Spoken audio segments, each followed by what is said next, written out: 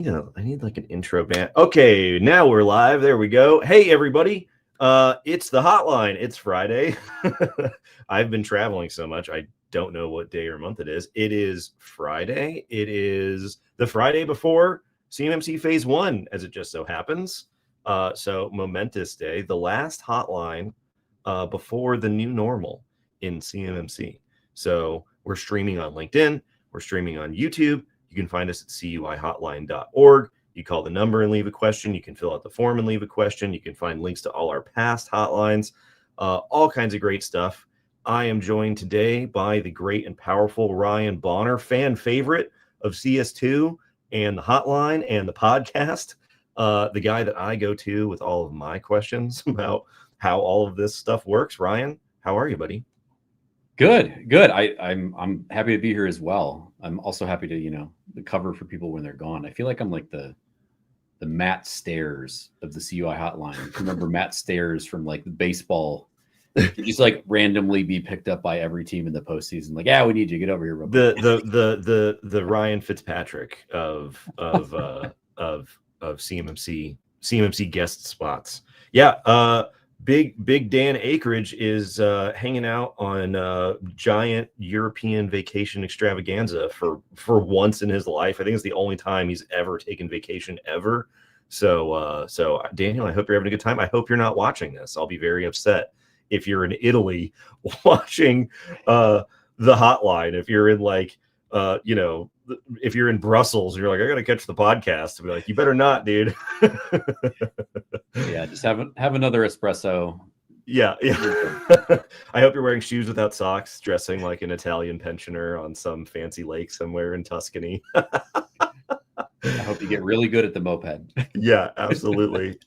All righty, let's get into week in review and questions. Like I said, I still can't believe that it is. Well, I guess before we get into the questions here, Ryan, you and I have been doing this for a long time, buddy, in a lot of different capacities for many, many years on the saga of DoD cyber requirements before CMMC was even a thing. And now here it is. Monday starts phase 1. Like, how are you feeling about that? What is that? Are you dead inside at this point based off of having worked on this industry? I mean, any perspectives here to share with the people? For me, I've been doing a lot of reflecting lately, just thinking about how, when I first got into this space, NIST 800-171, wasn't even final yet. And there was, going to be this big push through the NIST manufacturing extension partnership programs to drive awareness. And, you chip away, right, at helping people understand that these things are real and that they are coming. And, it's still wild to me that almost every week I get to meet someone who is just now being made aware of the requirements. It's like this evergreen source of like getting to invite someone into like this different paradigm. And so that's one thing that I guess I'm really grateful for. Obviously we wish that more people understood the requirements earlier and often, and were acting in accordance with that and resourcing the effort, all those things. But there's something just amazing to me about explaining some of this stuff to people for the first time and getting them there faster than I was able to get in, myself somewhere in the old days when there was no case law on this. There was no one to like rub shoulders with and learn from. Yeah, I think I mean, I remember it was like we were figuring all this stuff out. One day we'll have to do a video on like the tragedy of the manufacturing extension partnership, because we met when I worked at the manufacturing extension partnership, and you and I worked together very closely with a bunch of the MEP centers, and they were so early on getting the information out to people directly at like the small manufacturer level. And the DoD was out there telling people about it. They were positioned. They were going to the conferences. They had full-time employees, or at least contracting with people who were helping with it. And this was like 2019, 2020, when this was happening, like before the final rule even came out for CMMC 1.0, and they just kind of like faded away over time. And now some of the MEP centers are closing because of budget issues and stuff. So yeah, they were super, super early. Huge missed opportunity there for getting that going. But yeah, man, it's definitely crazy to watch. I think it's one of those things that won't really hit me until after we're like into the rollout and it's just kind of table stakes. You know what I mean? Like it won't be news that CMMC is in a contract. Like it won't be news that it's on sam.gov because it's just in everything. So yeah, well, talking about companies that are still becoming aware of their requirements, some breaking news this morning. My inbox was on fire because apparently a bunch of companies received notices from DIBCAC, DoD's auditors, DoD employees who are cybersecurity auditors. They've received notices from DIBCAC at the end of October that said, hey, how's it going? We're going to show up in 90 days, including the holidays. We'll be there mid-January, and we're going to run a full assessment against DFARS 7012 requirements for your company. Please upload all of your documentation, SSP, all of this, this whole list of things, so that we can get ready for the assessment by like a week from now. This is like mid-November. And apparently all of these companies that are receiving these notices thought they would be CMMC level 1. And so apparently something got lost in translation, and they don't have those things that DIBCAC is asking for. And so it will be very interesting to hear how this plays out, because apparently this is happening to numerous companies. All the ones I heard from are less than 100 employees. Traditionally, when DIBCAC was very small and they were sort of really still spinning up, this is circa 2022-ish, it was a very strong indicator that if DIBCAC called you and said, we're going to do a DIBCAC high assessment, that you would need to be CMMC level 3 in the future, because they weren't just like throwing a dart at the list of suppliers out there and showing up at some random company. These were all pretty high speed, cool whiz bang companies, as you might say. That is changing because DIBCAC has grown dramatically. They're still nowhere near as big as they would need to be to not need C3PAOs on the CMMC side. But you and I have heard of people who have been in DIBCAC assessments where they're doing training, and there'll be like a dozen people on the call just watching and observing the assessment. So have you seen this? Have you seen more DIBCAC activity out there? Just recently, yeah. We were interested when we would hear anecdotally that DIBCAC was showing up to assessments with a dozen people involved, lots of people shadowing, lots of people being trained, which definitely indicated a bit of a workup, if you will, for the assessment teams. Yeah. And now they seem to be kicking that into high gear. I think this is probably an example of where it's unfortunate to only learn about your obligations because of CMMC. Because, these organizations, regardless of whether they felt that they were a level 1 on the CMMC side or not, they've probably been enrolled in, the DFARS 7020 clause as a subcontractor to still perform and upload self-assessments. So it doesn't matter from a slicing up the levels of CMMC perspective, you still need to be doing things that are related to NIST 800-171 or having an assessment.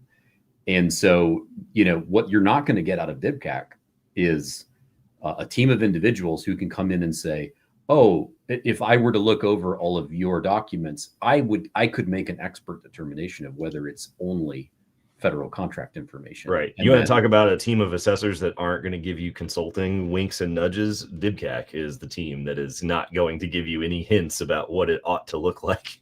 No, and their job is to care about NIST 800-171. They are not going to go into the old magic way to the left on the timeline and tell you what qualifies as CUI or FCI. They are there to just, back you up against the NIST 800-171 wall and trace a line and say, it's this. Yeah. And I mean, because DIBCAC works for DCMA, the Defense Contract Management Agency, they have the authority to ask you about the rest of DFARS 7012, not just paragraph B.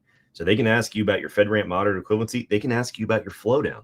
they can say, show us where you flowed this clause down to your suppliers. Like they can do way more than a CMMC assessment team is authorized to do.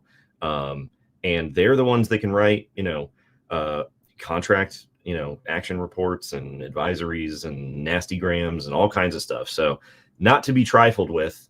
Also not the most humorous bunch, for one. They're great. They're great people, but they're not exactly there to like have a good time. And apparently they're working through the shutdown because I've heard of them being on assessments. These emails have gone out. The notice that I saw that got forwarded to me that was redacted, they got at the end of October. They said, acknowledge this notice within 2 weeks. We'll see you in 90 days. Happy holidays. So, yeah, if you have told yourself you're level 1, be very careful about assuming that you would be level 1. They're saying we need to upload your SSP, complete pre-assessment action items, tentative schedule, give us your cage code information, give us all your basic self-assessment scoring input information, and upload it to this DoD Safe link, and then we'll see you in January. So, yikes. Alrighty, on that cheery note, Ryan, what do you think is going to happen in phase 1? I've been given a ton of interviews. The only time people want to interview you about CMMC is like right before stuff happens, which isn't the most helpful, I think, but it's understandable. And all of the, industry publications and things that I've been doing interviews with, one of their main questions is, what do you think is going to happen in phase 1? Will that 12 months, 6 to 12 months, like what do you think is going to look like? Any ideas, any predictions here? Yeah, I think that there will be things happening in this initial phase that don't necessarily bear fruit right away. I think that you need to have a long view on some of the things that are going to start happening here. But one thing I will consistently see is going to be very concerted blanket pressure from primes to get certified, and maybe even more importantly, provide a date by which you will be certified. And that is really just so that prime contractors can look at a new solicitation, gauge when that award will happen, and then compare suppliers with their estimated dates and use that to risk rate who they think they can include in that award. And that's going to have downstream effects, of course, because organizations who kind of throw out an arbitrary date and don't hit it are going to fall out of favor with primes. But I think that there's also just going to be an increased attempt for any of the prime contractors to really understand who they can rely on going forward. So in this first phase, I think you're going to see some people who become de facto sole suppliers, when that's in clear alignment with the needs of the prime. And I would not be surprised if they stay that way, because not a lot of these subcontractors can survive extended droughts of revenue for this type of work. And hey, I tell people this all the time. They're like, I'm a sole supplier. Like, I don't deal with this. I'm like, good for you, man. Like, that's awesome. Like, it is very rare that small companies have the negotiating leverage over mega corporations where they're like, no, we're not doing that. Right. If you're in that type of negotiating position, negotiate, like, do what they would do, bully them around, right? Like, I would love it. It would be wonderful. Like, I mean, you should be doing cybersecurity requirements regardless, but business is business. And if you have a ace up your sleeve and you're like, we're not doing it, then congratulations. Like, you have the conch shell. You get to do the thing that everyone wishes that they could do. Maybe you could negotiate it out of your contract altogether. However, most people are not in that negotiating position. And so, just plan accordingly. Like, if you know that you are, not redundant, but there are a dozen other companies that do what you do, then your negotiating leverage doesn't exist in terms of getting this stuff taken out like it would be if you were a sole supplier, right?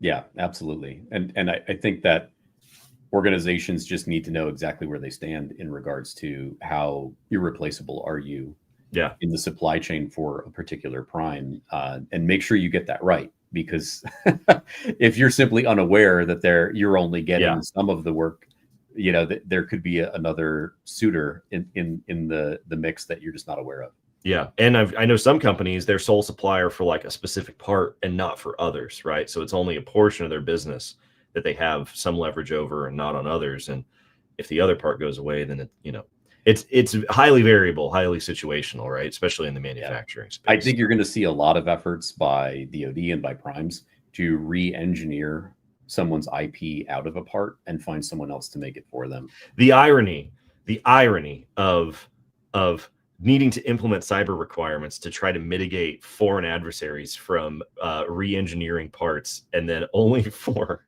the DIB to then have their parts re-engineered by their upstream customers in order to make the economics work. That is, I'm going to be thinking about that one over the weekend. That's overwhelmingly ironic. Yeah, in phase one, I've been telling people, for quite some time, but I think it's going to be even more acute. There's just not going to be very many assessment failures. There's going to be tons of false starts. And because false starts are not an officially tracked metric, overall, CMMC will seem like a massive win.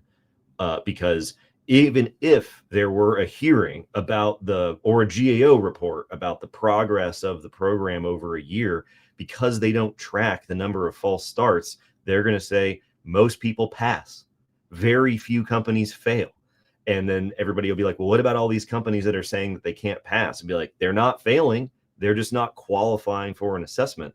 I really wish that this was a metric that would be tracked, because it makes DoD's life way easier, because they can say, we have an entire database of SPRS scores that have been uploaded over the years, and everybody says they're ready to go.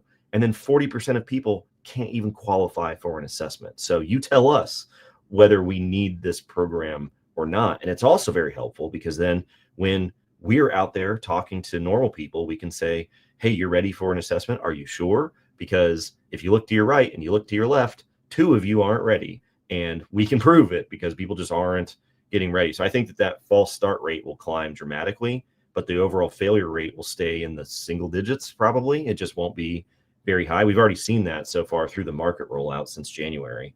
Obviously, that's a lot of early adopters, but I just think that the way that it's set up is that phase one of the assessment just naturally filters out people who aren't ready. And we've seen C3PAO backlogs actually come down and get shorter, because so many people they heard that it was available, they called up and they reserved their spot, backlogs exploded, and now they're just ripping through people being like, you're not ready, you're not ready, not ready.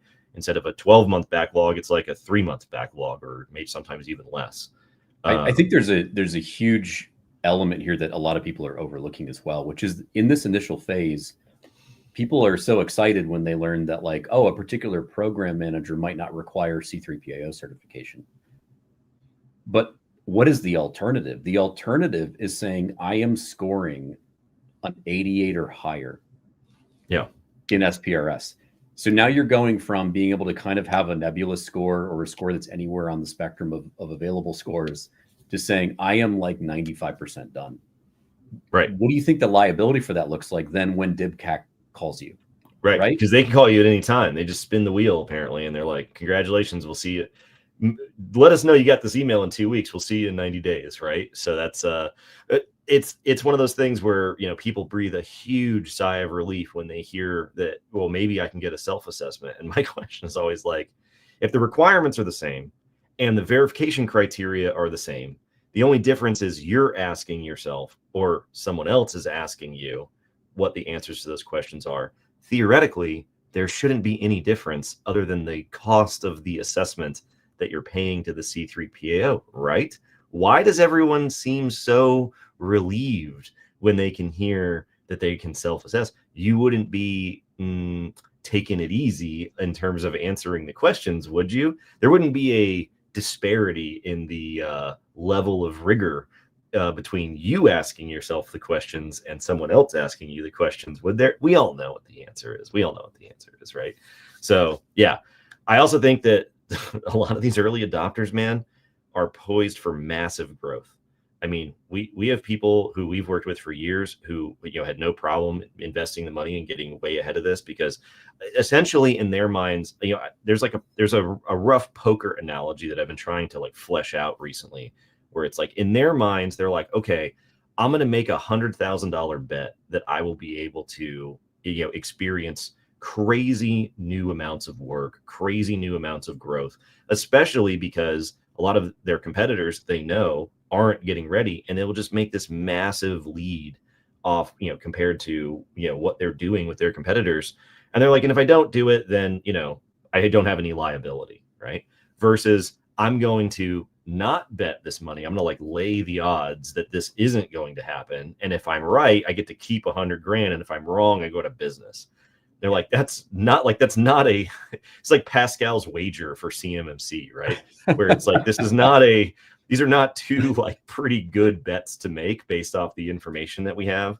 And I think that people who are, hesitating for whatever reason are just going to fall further and further behind because of that false start phenomenon, where it isn't going to be like they flip a switch one day and your lights go off. It's just that the phone's going to ring less and less. You win fewer and fewer awards. Like it just slowly starts to dry up, and other people are just, running away with it. Is my prediction. Andrew was asking, does Department of Justice get the false start number? The false start number doesn't exist, so it's not an officially tracked metric. We anecdotally have heard from C3PAOs that we talk to out there that it's somewhere between like 25 and 40%, but it's not officially tracked. It should be. I'm sure DOJ would love it if that number were tracked, but it's not. It's not an officially tracked metrics. The last prediction I had for phase one was there ain't going to be no appropriations. There ain't going to be no subsidies. And there isn't going to be a cost offset. It ain't going to happen. So, and if it does happen, it will be after the smoke has cleared from the bus flying off the end of the unfinished bridge in the Speed movie, right? And so the bet that you're making there is that you're going to be the one that survives through the craziness in order to get the offsets, in order to get started. If you're wrong, you're super wrong. If you're right, then you're not really that much further ahead. So I don't think the appetite is there. I don't think the politics are there. I don't think the attitude is there. Like it is just not going to happen. It's just not a thing. So I also just think that it's not realistic to think that the reaction to provide any of those aids are going to happen quickly. Right. Like that's the federal fiscal year is the money gets allocated. The money can be spent in certain ways, but it's not going to be a light switch, to your point. Like, and listen, this ain't a political show, but there's already appropriations that aren't getting paid out, and there's like court cases going on about whether or not money that Congress said, hey, spend it for this, needs to be spent for that. So that's a real long shot in terms of your strategic bet about continuing your DoD work. So just be aware of the fact that I don't think that money is coming anytime soon, if ever. So some people were saying, I'm told several who have self-assessed SPRS scores that appear too high get contacted by DIBCAC. They said it was random. Yeah, we've heard that in the past, that, a really good way to have DIBCAC get interested in you is if you have a perfect 110, because in their experience, from what we've heard when they were giving presentations, more often than not, when they show up to a company with a self-reported perfect score, their score is off by like 100 points. And so they usually get very curious about what's going on. So if your score is extremely low or it's perfect, then, whatever. If your score is perfect, then it should reflect the fact that your status is good to go. And you're going to have 90 days of a heads up before DIBCAC shows up to clean up anything that you got going on. If you're just putting in a 110 and you have nothing, then you're in a really, really bad spot. So let's see. Matt said, we had 2 DIBCAC notifications for 2 clients, and they scheduled the week before Christmas. Fun. That's super fun.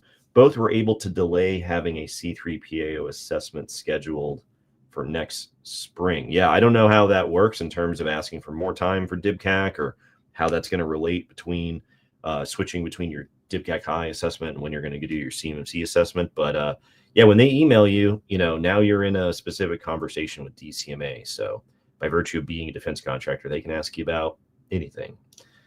All righty, let's see here. When will CMMC start showing up in contracts? So theoretically, Monday. Anytime a new contract shows up from Monday onward, there will be some level of CMMC status requirement in that contract.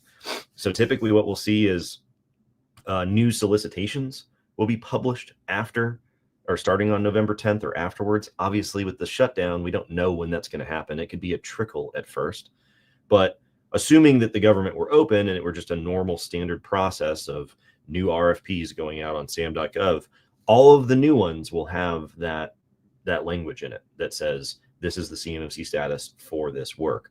And the contract officer, based off what they get told by the program office, literally just fills in the blank and says it's CMMC level 1, it's CMMC level 2, it's CMMC level 3. Most of that decision about which CMMC level is not very heavily influenced by the phased rollout guidance in 32 CFR. So you could easily end up with a level 2 C3PAO requirement in phase 1, and you won't know until it's in that solicitation. The other thing about the solicitation is waivers are a pre-solicitation process. So the government makes the decision before the solicitation hits the street that they will waive the CMMC requirement for the entire contract. And there's a line in the 32 CFR rule where they're like, once it's in the solicitation, there is no mechanism for taking it out because they've made the determination that they will get enough bids that they can successfully award it. And I don't know about you, but every former contracting officer I've ever talked to is like, oh, I get to read 9 bids instead of 90. That's wonderful because I only need to read 9. I don't need to read 90. I don't need to read 900. I don't want to read 900 bids. And so from their perspective, just as a human at a desk doing their job, they're like, oh, I can just throw out a bunch of things that I don't need to read because they don't have the thing. That's wonderful for them. So there's a lot of human dynamics behind how the system will work here. But yeah, starting Monday, if a new solicitation comes out, it'll have some level of CMMC requirement in it. I think from that human dynamic perspective as well, like you have to think about, program managers earlier on, right, in the solicitation project or process, deciding what level to specify. Those aren't decisions that are made by the contracting officers, right? So that's going to trickle down into multiple awards related to that program. And so when we think about the decisions that program managers have to make as humans at a desk, which choice are they going to make? They're not going to make the decision based on a low-level subcontract. They're going to make decisions based on the level of complexity and detail and criticality in their prime relationships. And so I think that it's going to be a patchwork adoption, right? One program manager makes decision X, another program manager makes decision Y. My biggest fear going into this was CMMC level 3 being a function of asset criticality. What program manager doesn't want to think of their program as critical? Well, and oftentimes what happens is between the program manager and the prime, it is critical, but from the prime downward, it may or may not be critical. And that is the part that really trips people up. So, I was telling people this at some of the events that I've been to recently. So this is the text of DFARS 7012. And down in paragraph M, the flow down paragraph, this has been the language in DFARS 7012 since 2016, right? And there's a question in chat that I'll pop up here in a second that's related to this. But there's the line in here and it says, the contractor shall determine if the information required for subcontract performance retains its identity as CDI, as controlled and classified information. The contractor makes the determination whether or not the data that they're flowing to their subcontractors is still CUI or not. So if Lockheed asks their customer at the government side, is the data that you sent us CUI? It almost always is going to be CUI because of the nature of this massive flow of technical information on their contract. The question is, will Lockheed make the decision that the data they send to you is CUI or not? And in your experience, Ryan, I'm sure you've seen this. In my experience, in most people's experience, they don't voluntarily or eagerly or altruistically decide that these things are suddenly not CUI, even though you could make the case that it isn't CUI. It has been their decision since 2016 to limit the flow of CUI or make the decision that you are not receiving CUI. And that's a decision outside of CMMC, and they don't do it, right? They don't do it. They do this high water marking thing where they're like, it's going to all be CUI, or we don't know when we might need to send you CUI, so we need you to do this because once we know, we'll need you to be ready immediately, and we can't wait for you to get ready at that point and take 6 or 9 months for us to then be able to send you the information. I mean, you've built an entire consulting practice around, like dissecting whether something is CUI or not in order to get people out of these obligations. But very rarely have I seen primes leverage this feature in 7012 to alleviate the pain on their supply chains.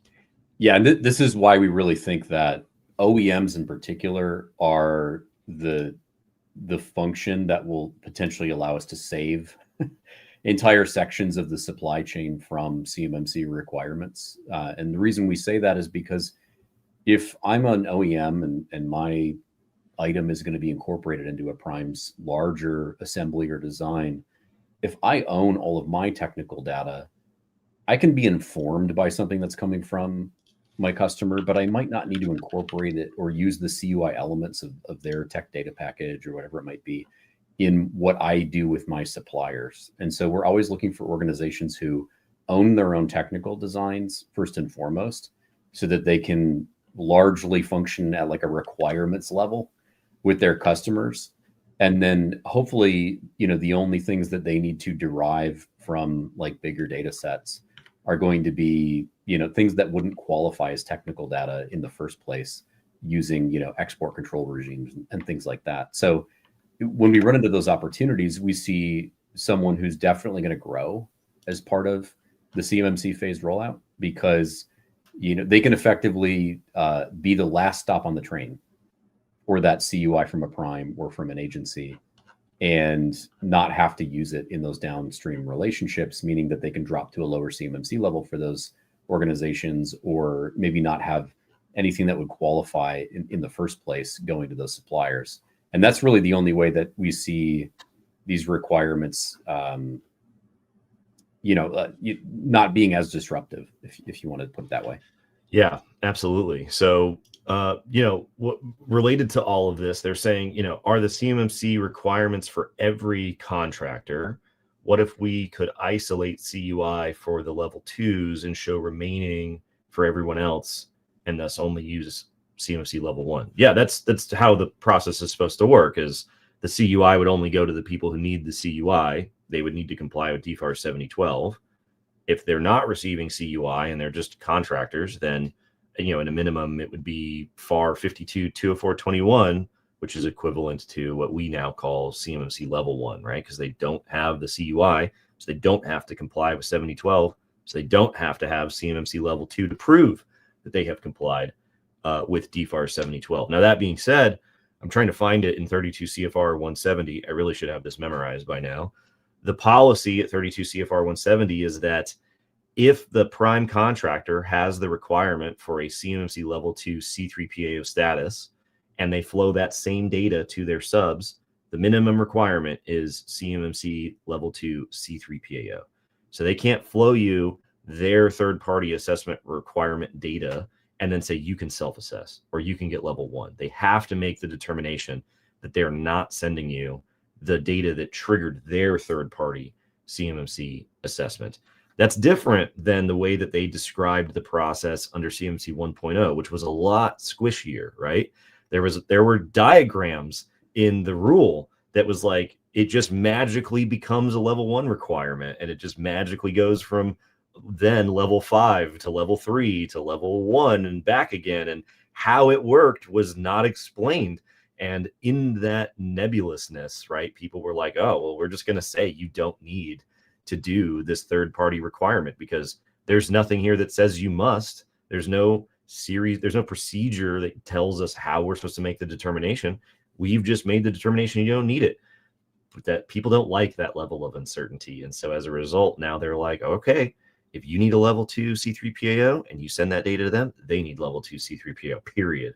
So you got to really go back to 7012 and leverage the existing language in 7012 to get yourself out from under CMMC policy. Because if you say 7012 applies, then you're going to have this tidal wave of other things to verify that you've actually done the stuff in 7012. Yeah, and this is really going to be for the person asking this question. This is going to be an effort in data minimization, right? We're going to have to. We can't just keep receiving a customer document and just repeating it back to our suppliers, and we're definitely not going to like remove markings from another customer document, something that we don't own. So the path forward in a situation like this is going to be to create new formats for a limited amount of information, only what's needed to characterize basic needs to your suppliers, and make sure that none of that information would qualify as CUI. So it's way more important to spot the non-CUI in a set of customer needs or their documents or their requirements than it is to necessarily positively identify all the CUI.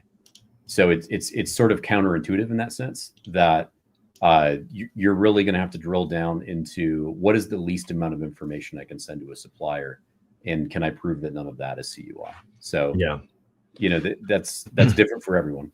yeah. So I mean, we had an awesome question come across YouTube related to this CUI, dissection process. So it was a multi-part question. I'll read the rest of it afterwards.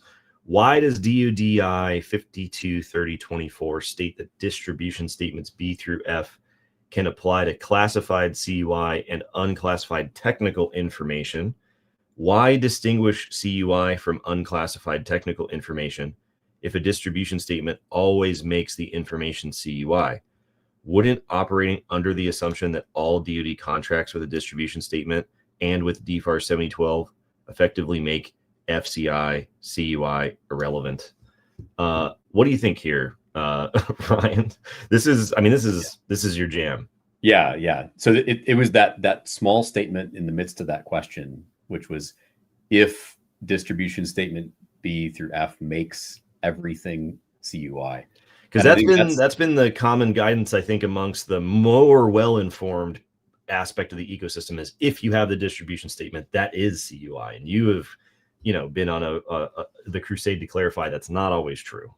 Yeah. So if it's not true, and we hear DoD saying that you shouldn't conflate a distribution statement with something being CUI, how can they say that, right? Because I'm reading DFARS 252.204.7012, and it tells me in the definition of controlled technical information that controlled technical information, if disseminated, would qualify for DoD distribution statements in accordance with this DoD instruction, right? So this feels like a conflict. I think the reason that this is so problematic, the way that it was defined in DFARS 7012, is you're factually correct that these kinds of information that qualify as CUI would qualify totally for a distribution statement B through F. The problem is plenty of things qualify for a DoD distribution statement B through F. There are many, many defense categories, as they are called, or reason codes, if you want to think of them that way, that can be used to invoke a distribution statement and control dissemination. And not all of those defense categories are backed by laws or regulations in the first place. And then even for the ones that are, they're not necessarily backed by a law or regulation that is a CUI authority. So that statement from the definition of CTI in DFARS 7012, it makes a factually correct statement.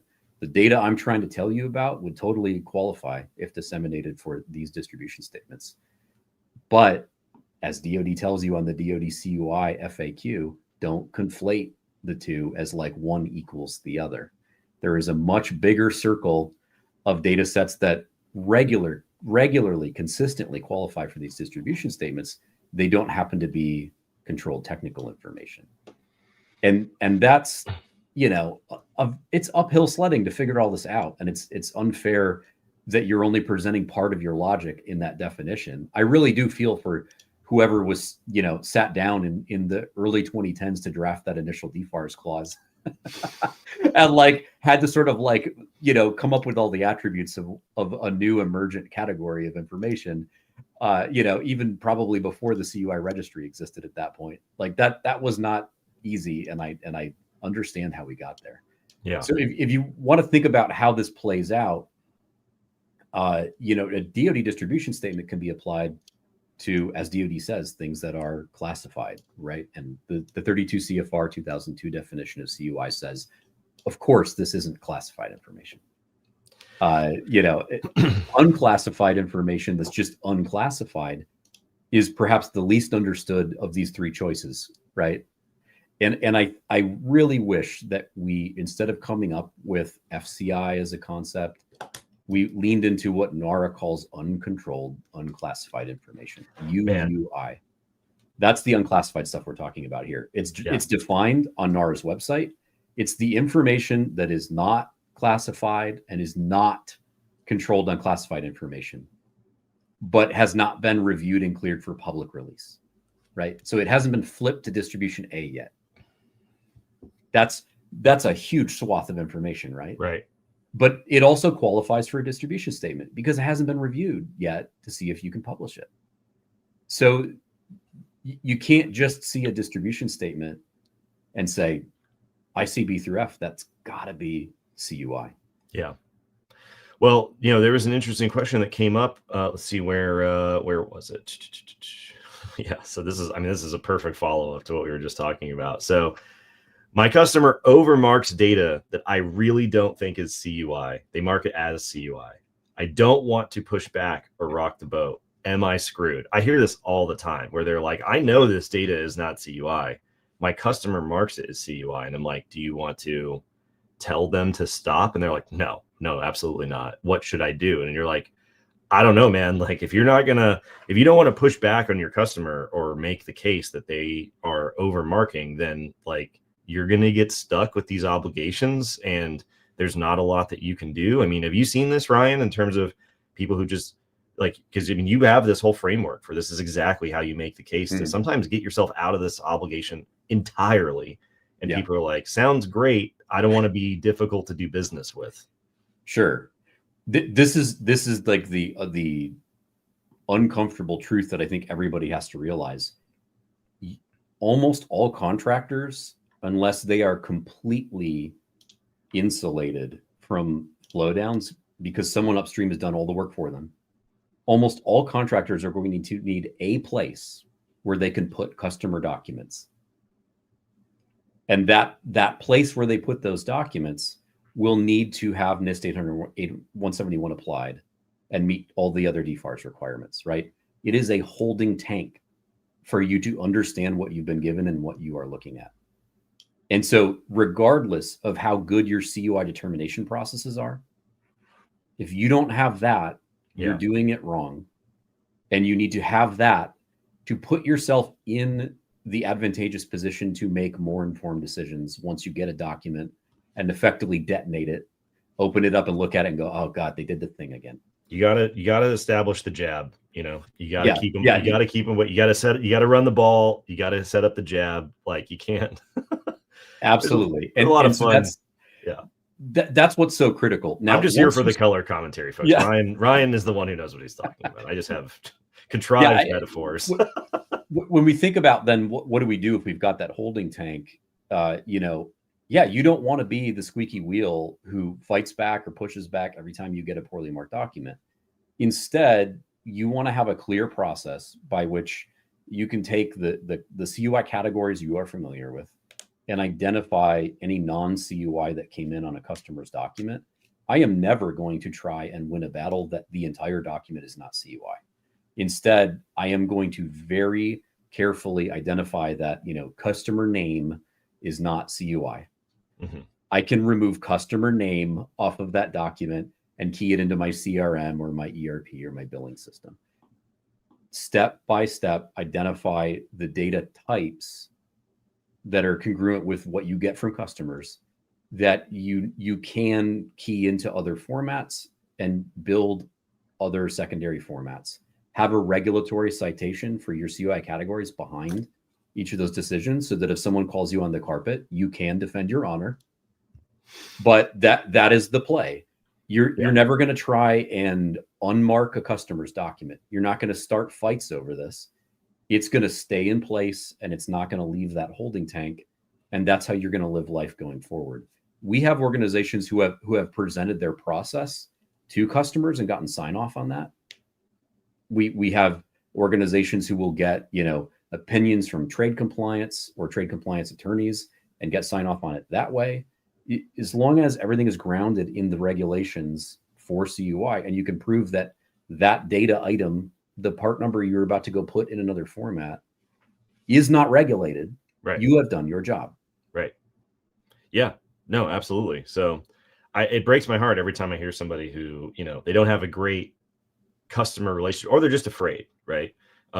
Because then, it feels like you're like a therapist sometimes, because you're like, you got a bad relationship with your parents here. And I'm like, I don't know, like I can give you the process, but it's tough to, build those bridges if they never really existed. Right. So let's see. Sandra asked, would asking the customer who is overmarking to follow the rules for marking CUI, would that help?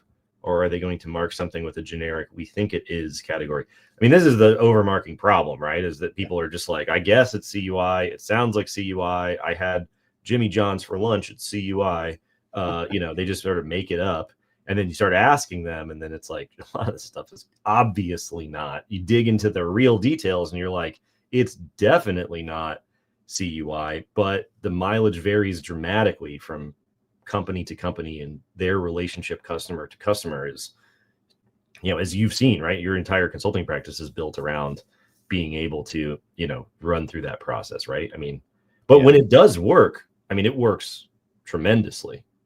Yeah, and this is the thing. Everything we just finished talking about with being able to go through and identify data items that don't qualify as CUI is predicated on knowing the category of CUI that you need to prove it is not, right? So when a customer sends you a badly marked document and it's just like, a CUI banner, that is where you want to have a line of communication, right? Hey, what category is this?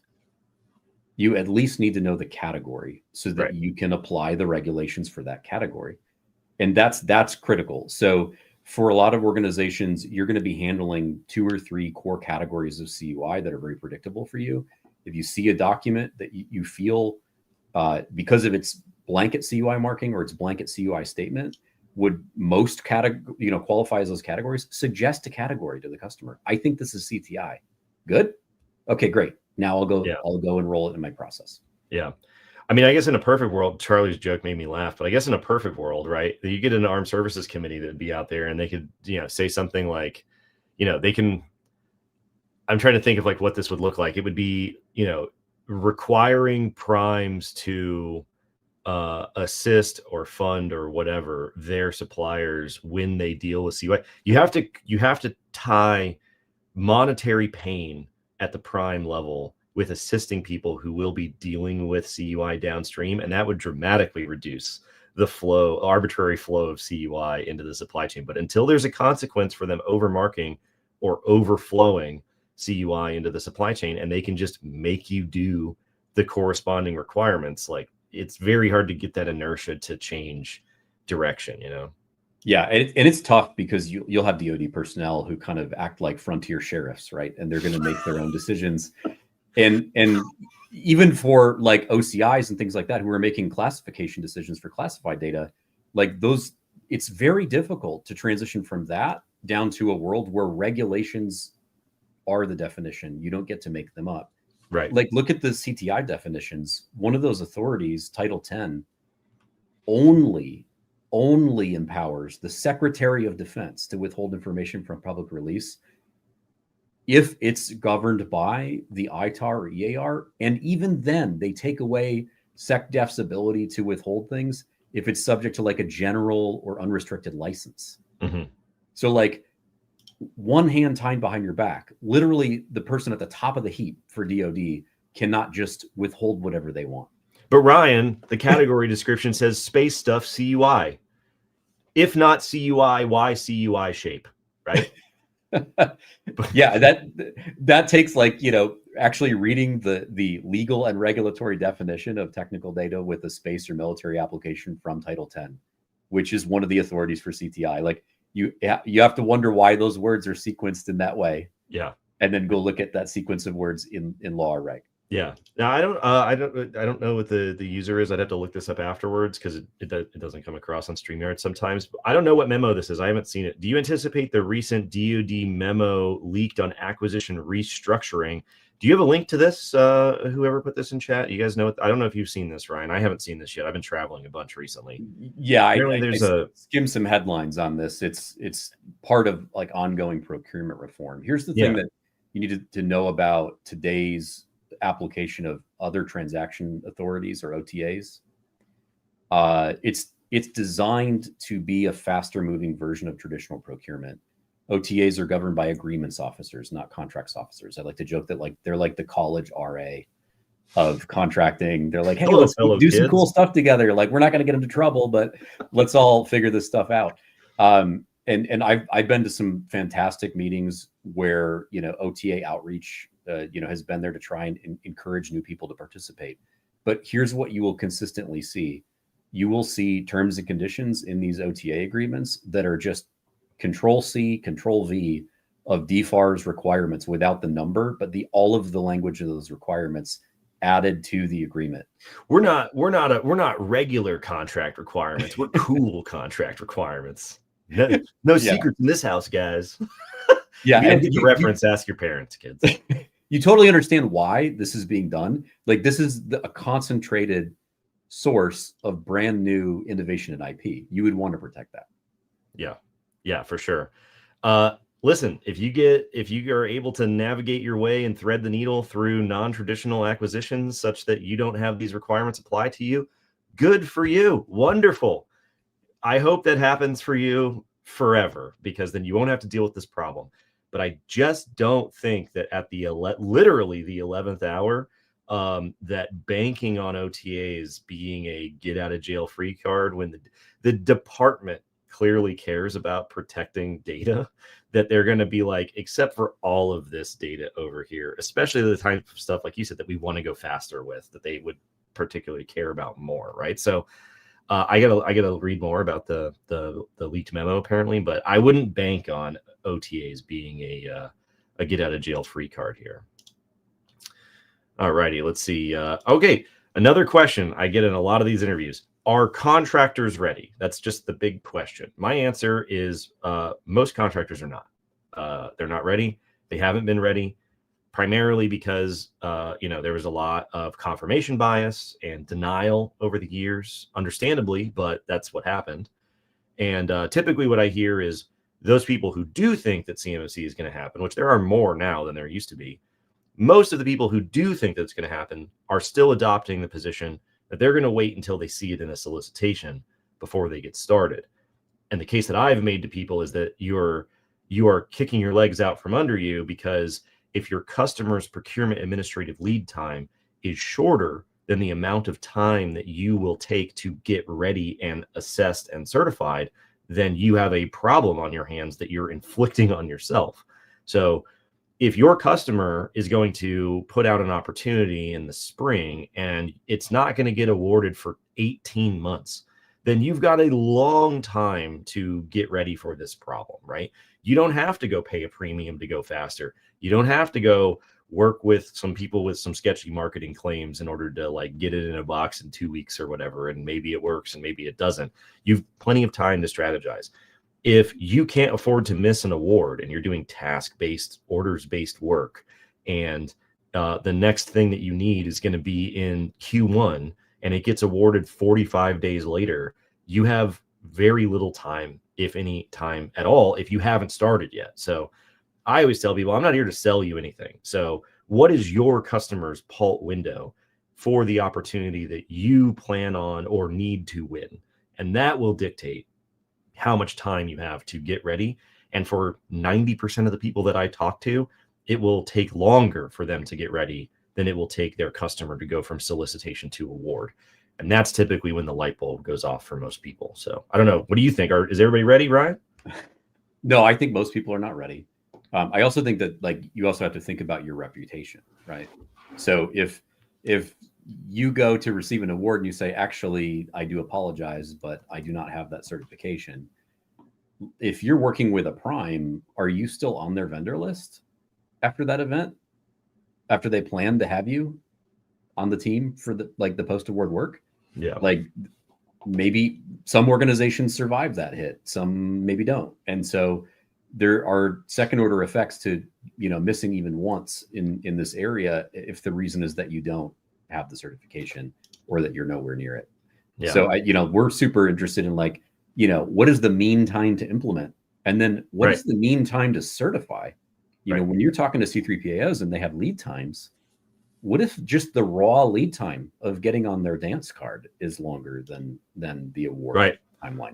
Or you end up in a situation where you thought you were ready and you have your assessment date scheduled ahead of when you need it for award, and you get a false start. Like you told Lockheed, you told Boeing, you told them with your, your attestations and your surveys and all that stuff. Yeah, we're planning on getting it. We're in shape to get it. And for them, that's sufficient. And then you end up false starting and you don't get it. And it's like, you don't have enough time to recover, right? Like you won't have enough time to get it turned around at that point. So, one part is, are contractors ready? And then, another question I get a lot is the ecosystem ready?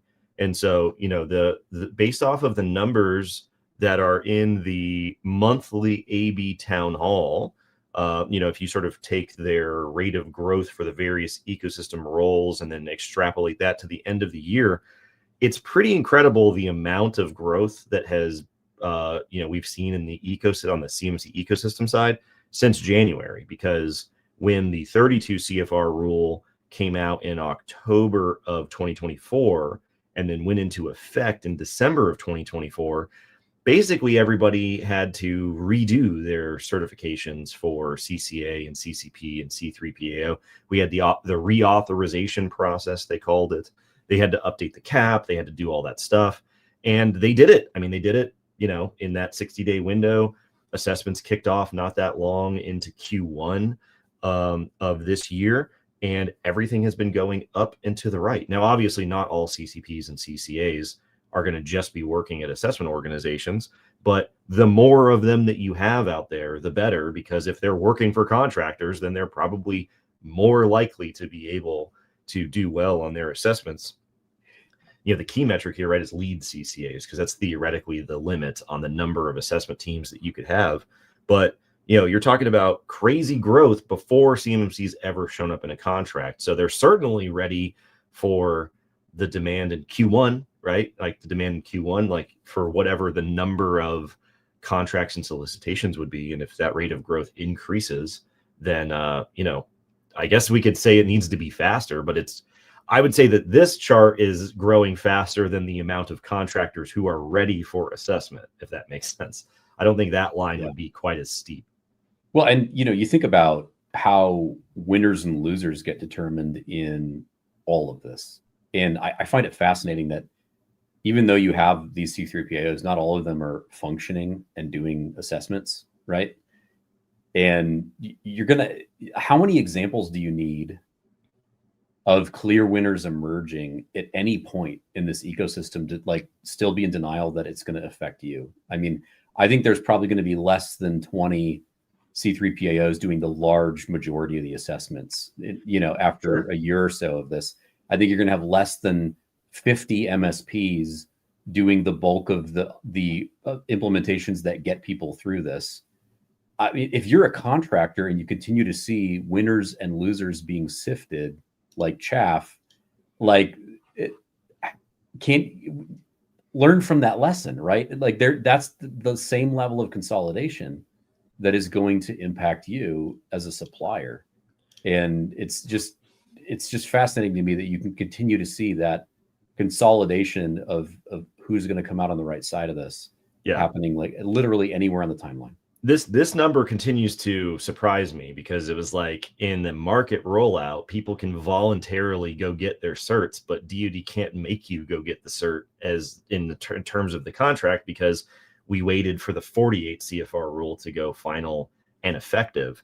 And, basically by the end of this year, we're in November, we're going to end up with 600, 700 or more companies with their level 2 final, all together with conditional and final, which you can win a contract with a conditional status. You're going to end up with 700, 750 companies. I mean, I don't know what about you, but we're going to hit 1,000 level 2 certifications like very quickly in the new year. If it even takes that long, it definitely won't take. We're going to have 1,000 companies with level 2 status before daylight savings time comes back. You know what I mean? Like, that's certainly going to be a thing. And at that point, it's like we're at 1,000, we're at 1,500, we're at 2,500 companies that have level 2 status, and it's like, you know, after a while, like the percentages will be smaller of rate of growth because the numbers are bigger. But it's like the line is pretty freaking steep in terms of people who are like, yeah, we're going to get in line to be ready for it. And, you know, people out there who are like, we're just going to plan for it to not be a thing, or there won't be enough companies. You're like, man, that line is growing quick. So just whatever your specific situation is with your customer and your competitors, you know, just be aware of the risk that you're taking when you make the decision. You know, business is about taking risks. So best of luck. But yeah, just be aware that that line is growing quickly, very quickly. There you go.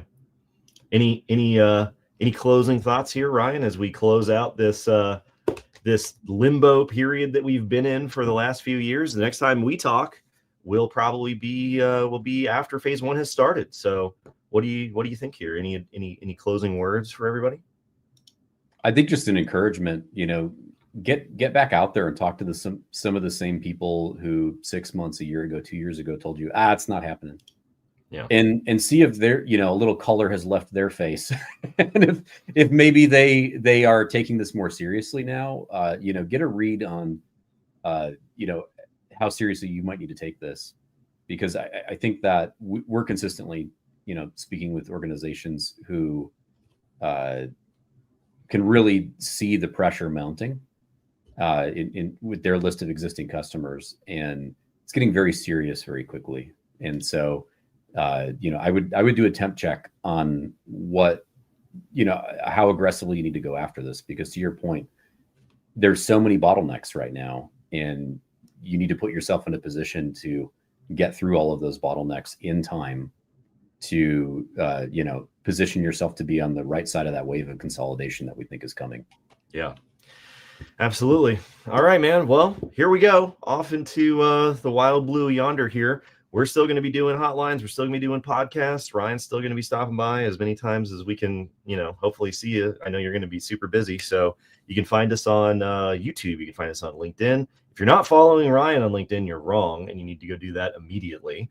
You can find us on CUIHotline.org. You can call us up at the number. Very easy to get a hold of. We're always putting out new information. Ryan's always putting out awesome information.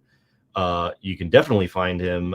You can tell distinctly when it's Ryan based off of his responses on the subreddit. So if you're not on the CMMC subreddit, pro tip, you should be, because especially getting longer form answers over there are really, really good, as well as the fights that break out on the subreddit are some of my favorites. So, but anyways, here we go, everybody. Last hotline before phase 1, and then we'll see you bright and early in phase 1. Thanks, everybody. See you next week.